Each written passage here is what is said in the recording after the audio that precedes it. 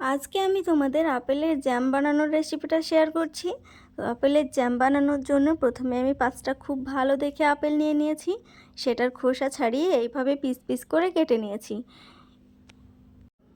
এবার একটুখানি জল দিয়ে আপেলগুলোকে খুব সুন্দর করে সেদ্ধ করে নেব। আমার সেদ্ধ হয়ে গেছে, এবার একটা পেস্ট বানিয়ে নেব।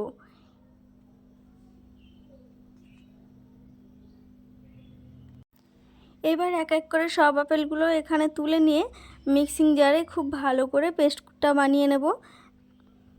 খেয়াল রাখতে হবে কোনো রকম যেন ছোবড়া না থাকে।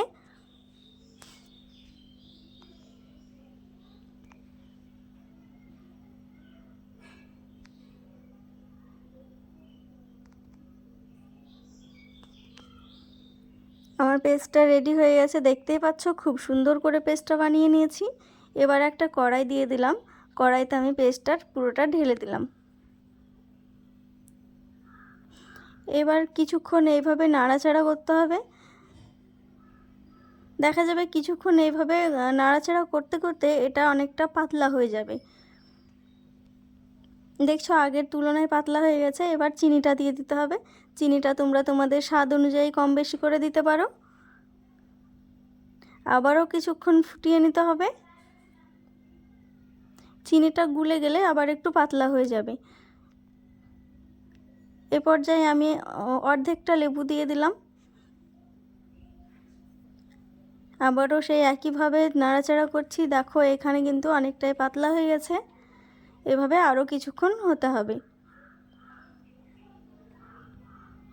এবার আমি একটুখানি ফুড কালার অ্যাড করে দিলাম।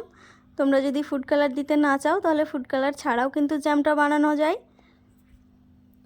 ফুড কালার দিলে জ্যামটা দেখতে খুবই সুন্দর লাগে। টেস্টের কোনো রকম পরিবর্তন হয় না, টেস্টটা কিন্তু একই রকম থাকে। তো জ্যামটা আমার রেডি হয়ে গেছে। তো দেখতে পাচ্ছ কতটা সুন্দর হয়েছে, দেখতে খুবই সুন্দর, খেতেও অনেক সুন্দর হয়েছে। তো এইরকম জ্যাম যদি তোমরা বাড়িতেই বানাতে পারো তাহলে আর দোকান থেকে কিনে খাওয়ার দরকার হবে না।